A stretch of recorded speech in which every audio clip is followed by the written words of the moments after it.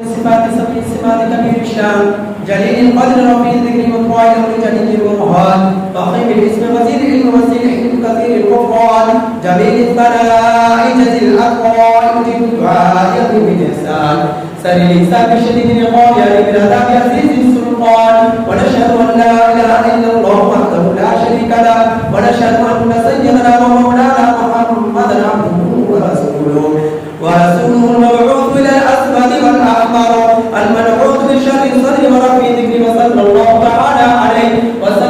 تعالى عليه وعلى اله واصحابه الذين هم خلافه العرب العرباء وخير الخلائق بعد الانبياء اما بعد فيا ايها الناس وحدوا الله فان التوحيد راس الطاعات واتقوا الله فان التقوى بلاد الحسنات وعليكم بالسنه فان السنه تهدي الى الاطاعه ومن اطاع الله ورسوله فقد رشد واهتدى واياكم والبدعه فان البدعه تهدي الى المعصيه ومن يعص الله ورسوله فقد ضل وغوى وعليكم بالصدق فان الصدق يهدي والكذب يهلك وعليكم بالاحسان فان الله يحب المحسنين ولا تقنطوا من رحمه الله فانه ارحم الراحمين ولا تحبوا الدنيا فتكونوا من الخاسرين الا وان نفسا لن تموت حتى تستكمل رزقها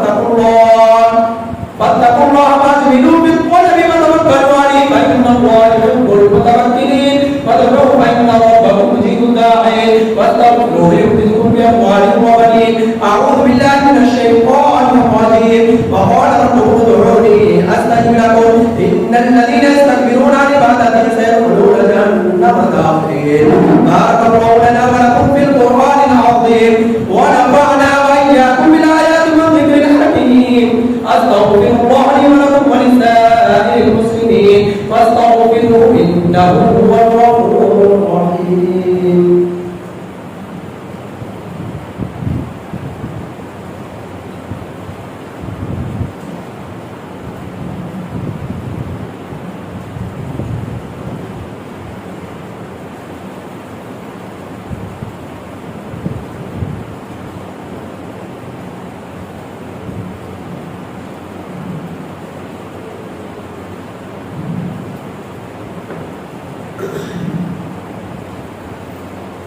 الحمد لله نحمده ونستعينه ونستغفره ونؤمن به ونتوكل عليه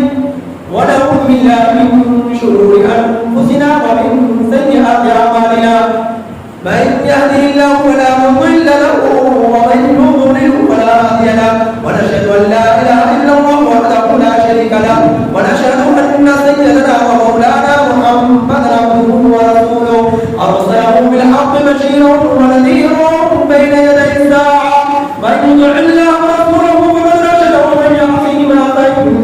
فإنه لا يضر إلا نفسه ولا يضر الله شيئا أعوذ بالله من الشيطان الرجيم إن الله وملائكته يصلون على النبي يا أيها الذين آمنوا صلوا عليه وسلموا تسليما قال النبي صلى الله عليه وسلم أرحم أمتي بأمته أبو بكر وأشدهم في أمر الله عمر وأكثرهم حياء